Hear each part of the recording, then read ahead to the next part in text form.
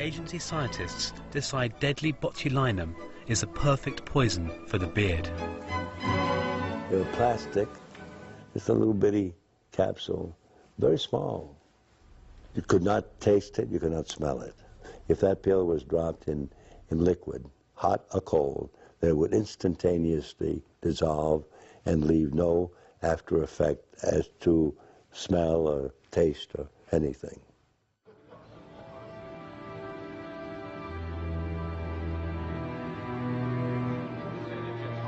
Having invented a lethal pill, the CIA now has to get Castro to swallow it. Someone has to get close to him. His hideaway at the Hilton Hotel is heavily guarded. But maybe the beard does have a weakness after all. This city is always noisy, loquacious and smiling, and so it sometimes appears a little frivolous and carefree, like a pretty girl, but that is only at first glance.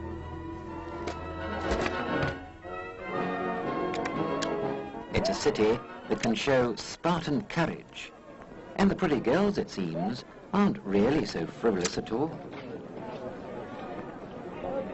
Castro's divorced and has been having an affair with a young German girl. Marita Lorenz had loved Castro and his revolution. But their relationship has gone sour. The CIA persuades her to try and kill her ex-lover. She hasn't seen Castro for months, but she's kept her old room key and steals into his suite with the poison pills hidden in a jar of face cream.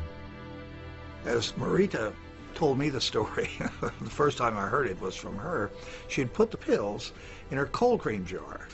And so when she went to get them out, they had somehow melted. And so she, well, okay, it won't work, and forget it.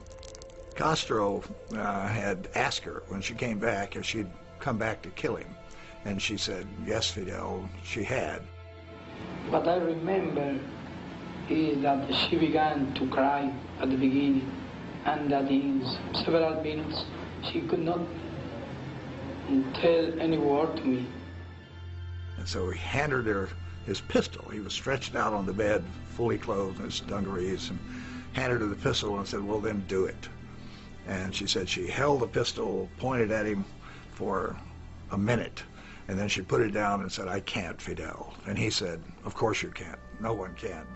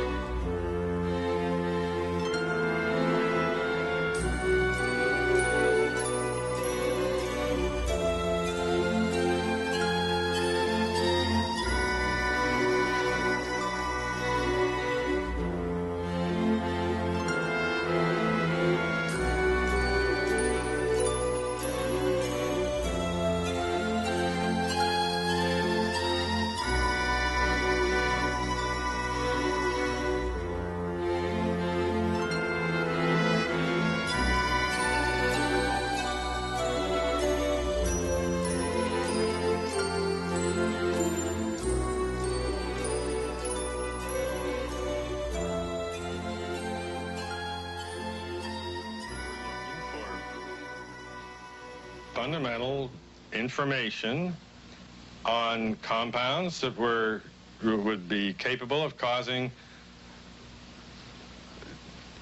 changes in behavior, changes in mental attitude. Did you ever consider what would have happened if any of these substances were given to, say, unwitting people? Oh, I don't remember having considered that specifically. What if you, I trust perhaps you've thought about it. Well, I haven't worried about it.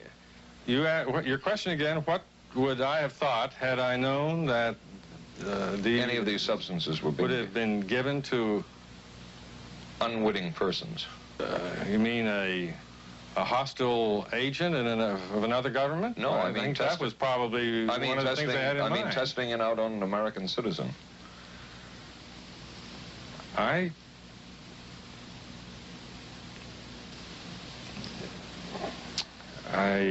guess I must seem very, very cold-blooded about this, but I don't recall ever having been very much preoccupied with that issue.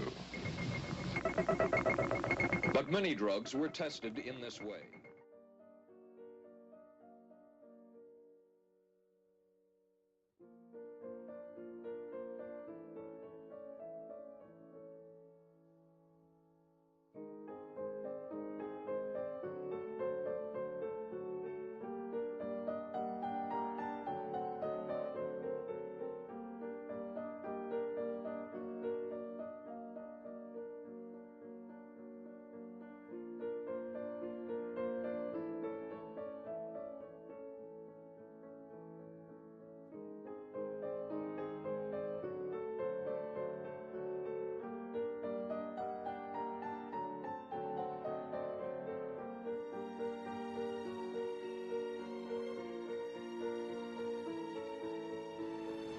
Val Orlico of Winnipeg, Canada, the wife of a member of the Canadian Parliament, was a patient of Dr. Cameron's. She entered the Allen Memorial Institute because of severe depression. She describes for the first time publicly the LSD therapy and psychic driving treatment that she was given by Dr. Cameron. And then the drug began to take hold very rapidly because it was an IV injection. And things became very furry and very frightening, and had a lot of sensations that it's very difficult to recall. Nobody explained it to me. Nobody ever asked me if I was willing to do it or anything. But damn it all, I wouldn't. I could have maybe had a different kind of life. And that makes me angry and sad, and I don't know how to explain how I feel, really. I just. How did you feel when you learned that Dr. Cameron's experimentation was financed by the CIA? Well, I thought, oh, I can't even use the word that I thought, because I thought, that bastard. And he was too smart. He knew who he was working for. And, excuse me, but I just, I just can't, sometimes I can't believe it, and yet I know it's true.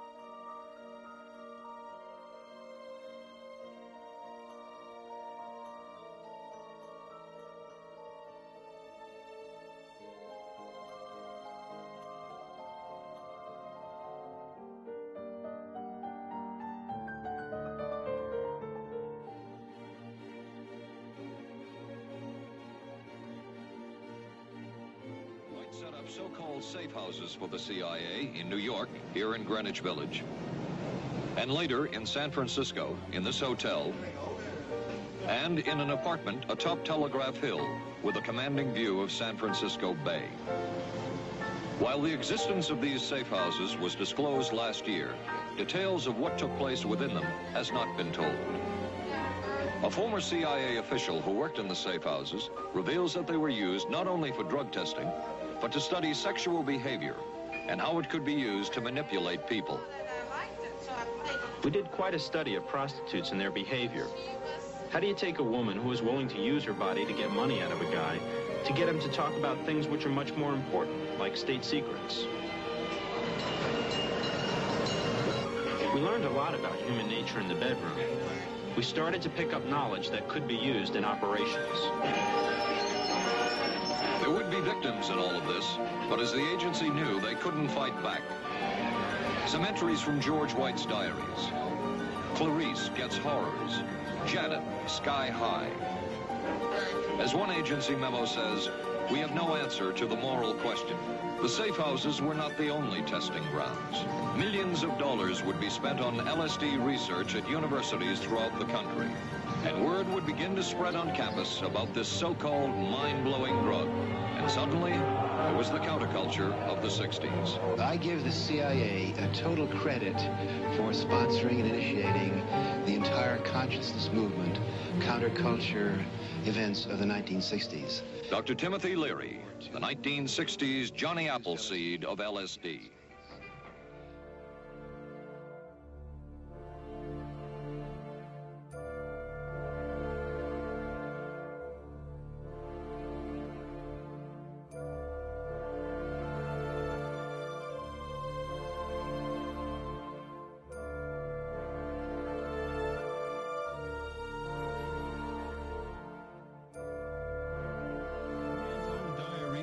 Repeatedly refer to mind control. You say that Sirhan was programmed, controlled, almost brainwashed to kill Robert Kennedy. It sounds like science fiction. Matter of fact, it sounds like you watched the Manchurian Candidate movie one time too many. What people don't understand about the Manchurian Candidate theory and the movie is that that movie was based on Condon's conversations, as I understand it, with people who were actually involved in CIA mind control research. If one concedes that a hypno-programmed assassin is a possibility, what evidence is there that Sirhan was in some sort of trance at the time of the murder?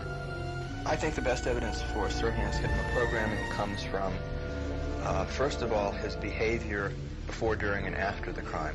This spacey demeanor and his chills afterwards, his blocking sensation when being interrogated. There's the fact that he was the perfect hypnotic subject, and that was easily demonstrated by his doctors. And then there is the bizarre fact that he genuinely could not recall the crime, how he got there, how the shooting unfolded, so that the tracks of programming really seem to be there in Sirhan's behavior and memory loss.